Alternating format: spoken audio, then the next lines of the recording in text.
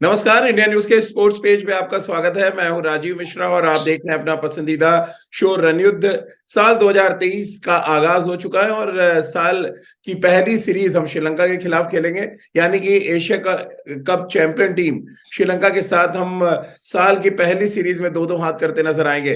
अब अगर हम इस सीरीज की अहमियत के लिहाज से बात करें तो भारत के लिए बहुत ही इंपॉर्टेंट सीरीज है, क्योंकि तमाम युवा खिलाड़ी इस सीरीज में खेलते हुए नजर आएंगे। अपना इम्पैक्ट डालने की पुरजोर कोशिश भी वो करेंगे। साथ ही श्रीलंका एक ऐसी टीम जिनके पास व्हाइट बॉल क्रिकेट के कई धुरंधर खिलाड़ी हैं, कई ऐसे नाम हैं जिन्होंने व्हाइट बॉल क्रिकेट में अपनी पहचान बना ली है। और खासतौर से T20 फॉर्मेट में श्रीलंका धीरे धीरे एक बार फिर बहुत मजबूती की तरफ अपने कदम आगे बढ़ा रही है। दोनों ही देशों के लिए ये साल की पहली सीरीज बहुत इंपॉर्टेंट है। खासतौर से अगर हम भारत की बात करें, बिना विराट, बिना रोहित शर्मा, बिना के राहुल के, बिना ऋषभ पंत के, बिना मोहम्मद शमी, जसप्रीत बुमराह, अश्विन, ये तमाम ऐसे बड़े बड़े नाम हैं जो इस सीरीज में आपको नजर नहीं आएंगे। और हार्दिक पांड्या के बारे में कहा जा रहा है कि 2024 तक T20 फॉर्मेट की कमान उनको दी जा सकती है। कैसी रहेगी भारतीय कप्तानी जब वो करेंगे, उनकी झलक इस पर भी सबकी नजरें टिकी होंगी। इस सीरीज के पहले मैच पर, साल के पहले मैच पर बात करने के लिए हमारे साथ हमेशा की तरह दो खास मेहमान जुड़ चुके हैं। राजकुमार शर्मा जी, विराट कोहली के कोच और दिल्ली टीम के पूर्व हेड कोच हमारे साथ हैं। सबा करीम, पूर्व क्रिकेटर, सिलेक्टर और कमेंटेटर हमारे साथ इस समय जुड़ चुके हैं। राजकुमार सर, साल की पहली सीरीज श्रीलंका के साथ, और श्रीलंका वो टीम जिसने एशिया कप में हमें हराया और फिर एशिया कप वो चैंपियन भी बने।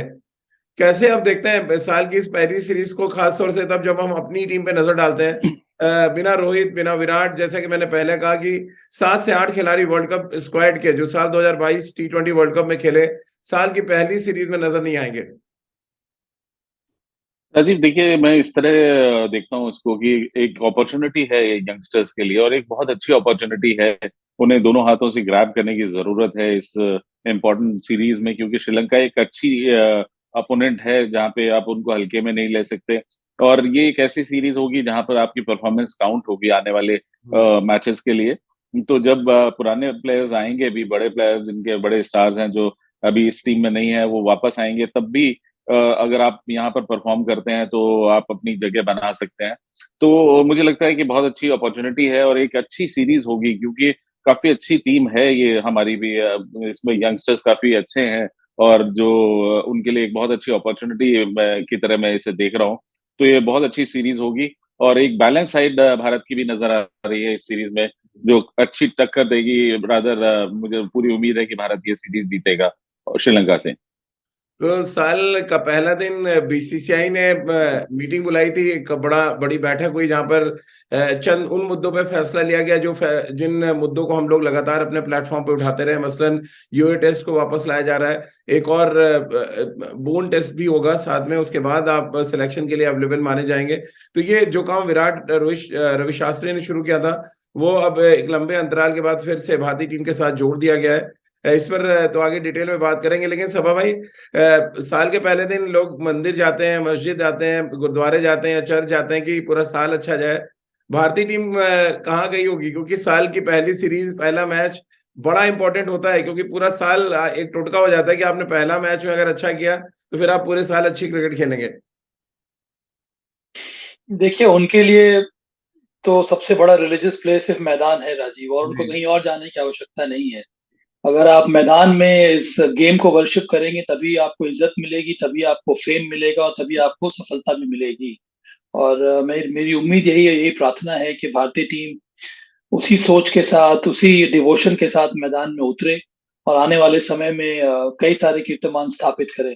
देखिए राजीव, अब ये समय आ गया है कि हम 2024 विश्व कप के बारे में सोचने लगे, हाँ। नहीं तो फिर बहुत देर हो जाएगी। जिस तरह से मुझे अभी लग रहा है कि 2023 विश्व कप की जो तैयारी हो रही है उसमें भी देरी हो चुकी है। तो इस तरह की गलती को हम फिर से ना दोहराएं, इसलिए बहुत जरूरी है कि यहाँ से आप तैयारी शुरू कर दे 2024 के लिए। हम्म। नंबर एक, कि आपको किस तरह की क्रिकेट खेलनी है। नंबर दो, उस क्रिकेट को खेलने के लिए कौन कौन से ऐसे खिलाड़ी हैं जिनको आपको ट्राई आउट करना होगा। आप मैक्सिमम 22 या 23 खिलाड़ियों के बारे में या 24 खिलाड़ियों के बारे में सोचिए, और उन्हीं को आप रोटेट कराते रहिए। और एक साल के अंदर आप अपने 15 या 18 खिलाड़ियों को सुनिश्चित कर लें, और आने वाले समय में उन्हीं के हिसाब से आप तैयारी करें। तो ये सारी बातें और चर्चा का विषय, ये जो श्रृंखला है उसकी शुरुआत हो जानी चाहिए राजीव।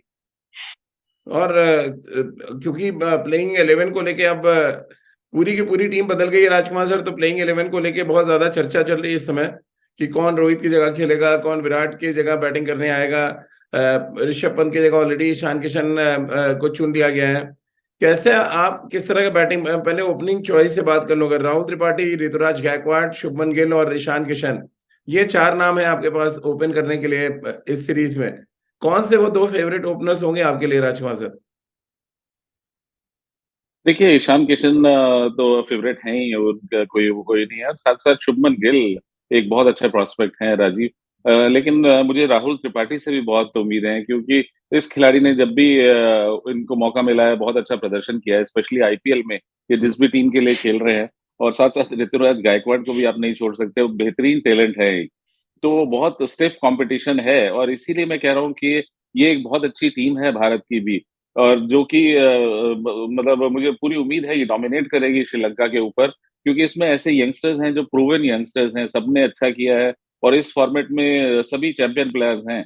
ये अपने आप में सब जो आपने चारों नाम लिए, ये बिल्कुल मैच विनर्स हैं, और जिसको भी मौका मिलेगा, ईशान किशन ने अपनी जगह पक्की कर ली है, लेकिन बाकी 3 लोगों के लिए एक चैलेंज है। लेकिन आप समझ सकते हैं कि चारों तो नहीं खेल सकते, एक नंबर 3 पर भी अगर एडजस्ट हो, तो इन 4 में से 3 ही प्लेयर मुझे लगता है कि 11 में खेलते दिखेंगे। आपकी पहली चॉइस क्या होगी सभा भाई? 4 नाम जो मैंने आपको बताया, शुभमन गिल, राहुल त्रिपाठी, ईशान किशन और ऋतुराज गायकवाड़। देखिए, मैं भी प्रेफ़र करूँगा, जैसे कि राजकुमार ने कहा है, ईशान किशन, शुभमन गिल के साथ जाने जाने के लिए, क्योंकि मुझे लगता है कि ये दोनों खिलाड़ी वो प्लेटफ़ॉर्म प्रदान कर सकते हैं जिसकी उम्मीद भारत लगा के रखा हुआ है, और पावर प्ले में रन बनाना बहुत ज़रूरी है, तो वो बेझिझक बल्लेबाज़ी की आवश्यकता है इस समय। और इस तरह की बल्लेबाज़ी ये दोनों ईशान किशन और शुभमन गिल कर सकते हैं। शुभमन गिल ने पिछले साल आईपीएल में जिस तरह से अपने स्ट्राइक रेट पर मेहनत की है, इससे साफ नज़र आता है कि वो उन्होंने तैयारी शुरू कर दी है, वो अच्छे टी20 के प्लेयर भी बन चुके हैं। जी। और ईशान किशन के बारे में हम सब लोग बात कर चुके हैं। अब देखिए, टॉप ऑर्डर बैटर में ज़्यादा आपके पास विकल्प यहाँ पर टीम में काफ़ी सारे हैं। ऋतुराज गायकवाड़ भी हैं, राहुल त्रिपाठी भी हैं, पर इस समय मुझे लगता है कि ईशान किशन और शुभमन गिल ज़्यादा फिट रहेंगे। नंबर 4, नंबर 5 के बारे में हम लोग आगे चल के बात कर सकते हैं। मैं एक्सपेक्ट कर रहा हूँ कि संजू सैमसन को नंबर 3 पर खेलने का मौका मिलना चाहिए, क्योंकि वो एक बहुत ही बड़ा प्लेयर है, और उसे हम जितना ज़्यादा मौका मिलेंगे, उतना ज़्यादा हम उससे उसके वैल्यू बढ़ेगी। लेकिन राजकुमार सर, आपको जैसे सभा भाई कह रहे हैं कि संजू सैमसन को हमें नंबर 3 पे ट्राई करना शुरू करना चाहिए, फिर सूर्य कुमार यादव को यानी कि आप कम गेंदे देंगे खेलने के लिए, जो आपके इस फॉर्मेट के सबसे बेस्ट बैट्समैन है, और वो नंबर 3 खेलना प्रेफर भी करते हैं, आप किसको नंबर 3 पे खिलाएंगे?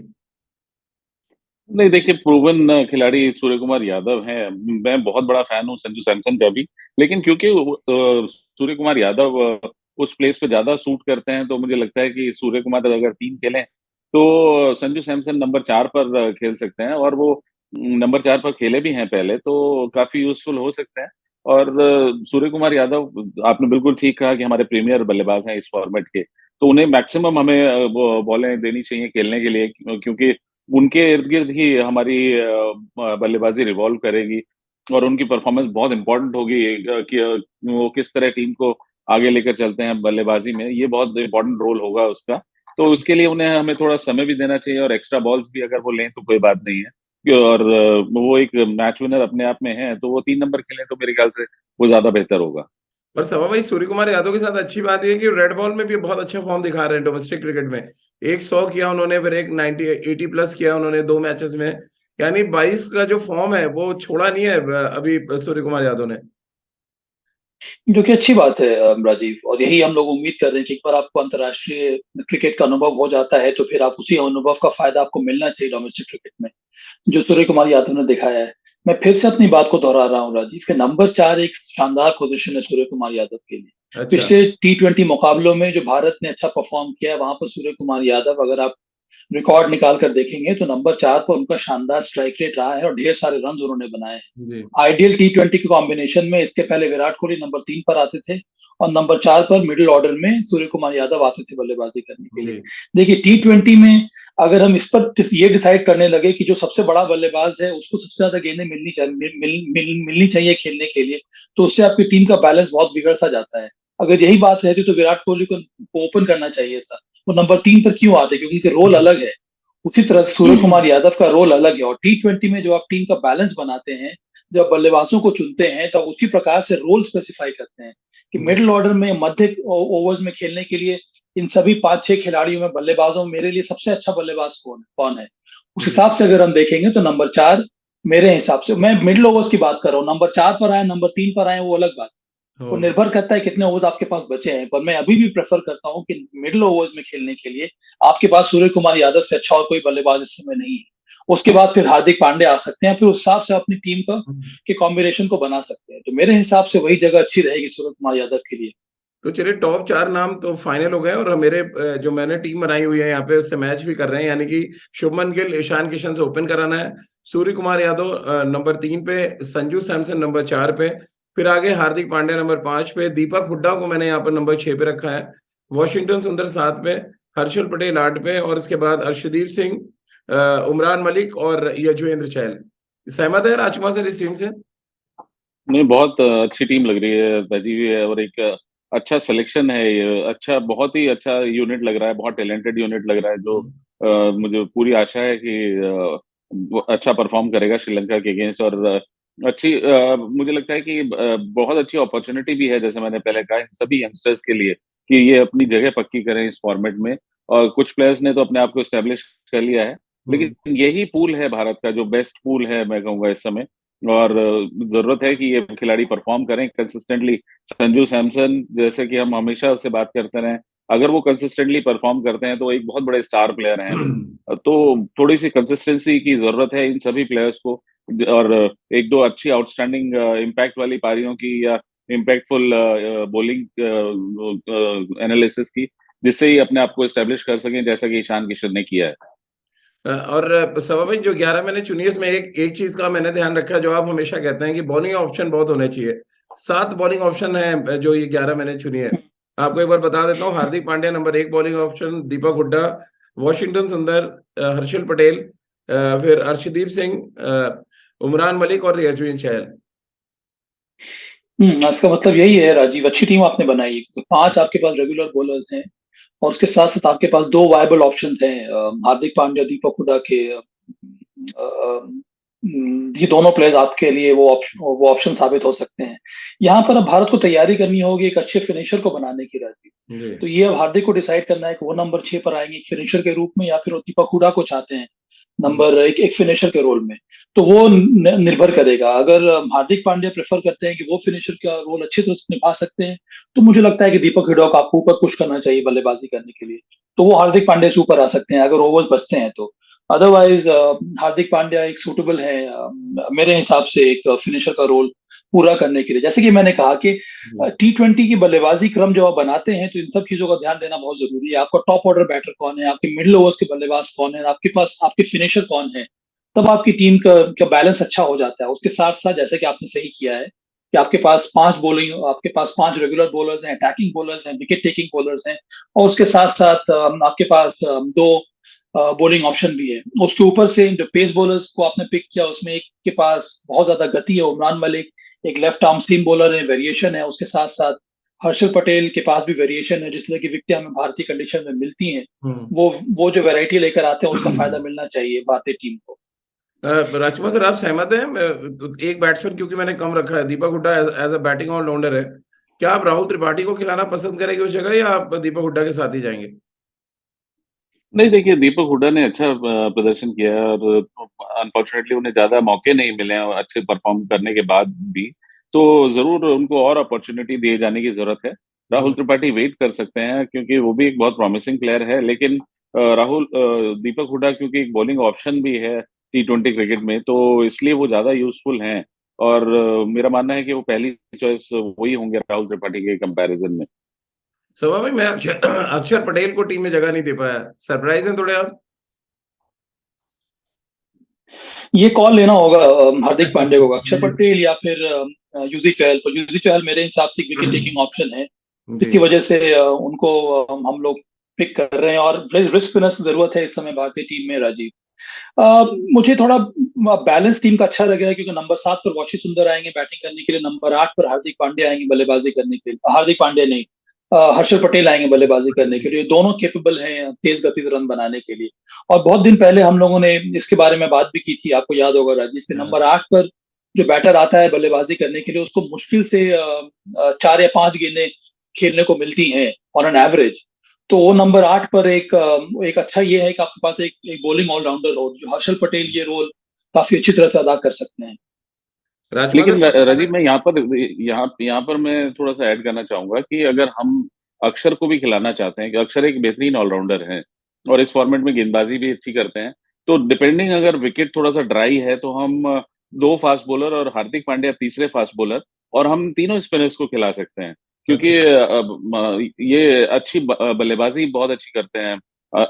तो इसलिए मुझे लगता है कि अगर भारतीय विकेटों पर अगर और थोड़ा सा भी ड्राई है जहां पर ग्रिप मिल रही है, तो भारत टेम्प्ट हो सकता है कि 2 fast ball regular fast bowler, देखिए भले ही वो मुंबई में नहीं उमरान होगा और राजकुमार सर, ऐसा आपको पता है, अंडर लाइट्स थोड़ा बॉल स्विंग करता है मुंबई में।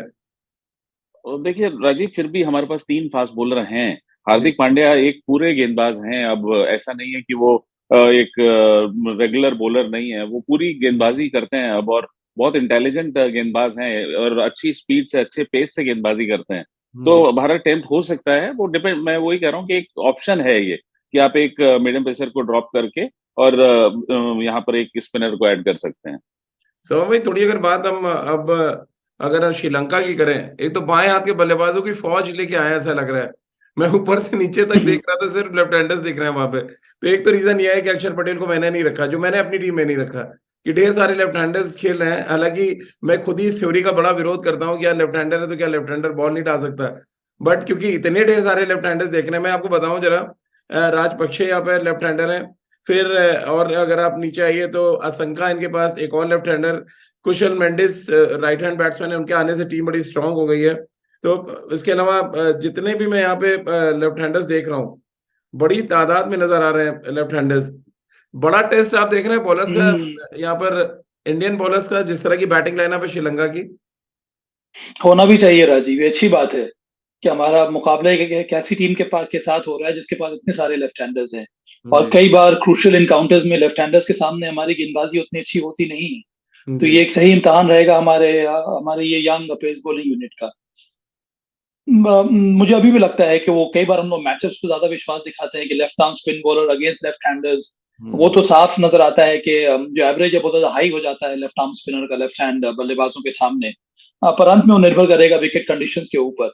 पर हाँ, ये एक चैलेंज जरूर है भारतीय गेंदबाजों के लिए कि वो किस तरह के प्लान के साथ और उस प्लान को एग्जीक्यूट कर पाते हैं कि नहीं। हम्म। देखिए, अगर आप एक और स्पिनर जोड़ रहे हैं इस 11 में अक्षर को, और एक पेस बॉलर को ड्रॉप कर रहे हैं, तो आपको ध्यान ये देना होगा कि पावर प्ले में आपको इन 3 में से एक स्पिनर को गेंदबाजी करनी होगी। तो हाँ। सपोज कीजिए कि दो ओवर एक पेस बॉलर डाल लेता है, एक ओवर एक बॉलर डाल लेता है, तो कम से कम 1 या 2 ओवर स्पिन बॉलर को डालना होगा। तो वहां पर वाशी सुंदर मुझे लगता है कि वाइबल चॉइस होंगे लेफ्ट हैंडर्स के विरुद्ध बॉलिंग करने के लिए पावर प्ले में। हम्म। उनसे आप 1 या 2 ओवर करवा सकते हैं, जो कि वो करते आ रहे हैं।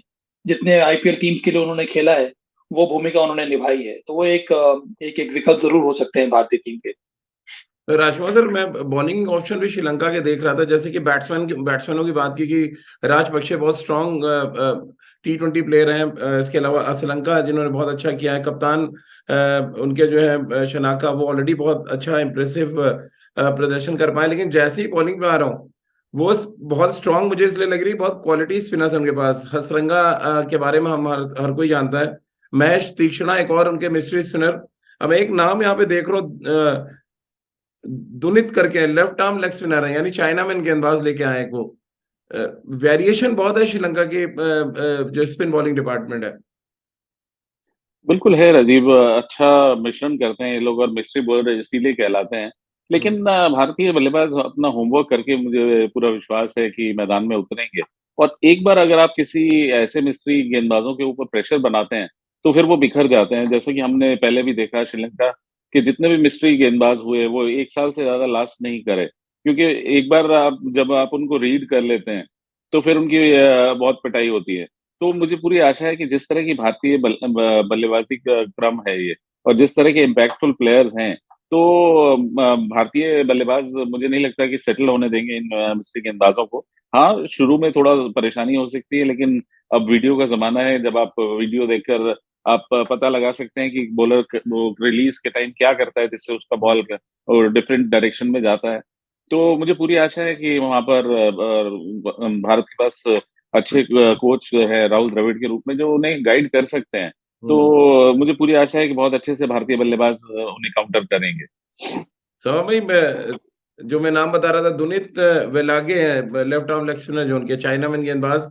फिर महेश तीक्ष्णा और हसरंगा क्वालिटी स्पिन बॉलिंग के तौर पे देख रहे हैं, और उसमें रचिता और नेहरू कुमार उनके दो जो राइट आर्म सीमर्स है, और एक लेफ्ट आर्म सीमर मधुसूदन है उनके पास।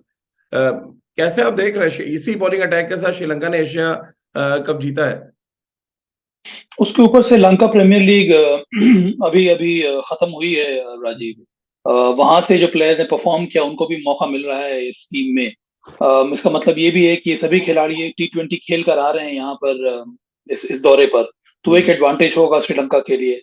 वर्ल्ड रिनाउंड स्पिनर्स हैं इनके पास, हसरंगा को हमने देख लिया है, उसके साथ साथ तीक्षणा, और ये दोनों खिलाड़ी हर जगह T20 लीग खेलते रहते हैं, और ये बहुत बड़ा एडवांटेज होता है टीमों के लिए। और उसमें कई ऐसे खिलाड़ी हैं जो ग्लोबल T20 लीग्स खेलते आ रहे हैं, चाहे वो राजापक्सा हो या फिर शनाका हो या फिर उनके और जो लेफ्ट हैंडर्स हैं।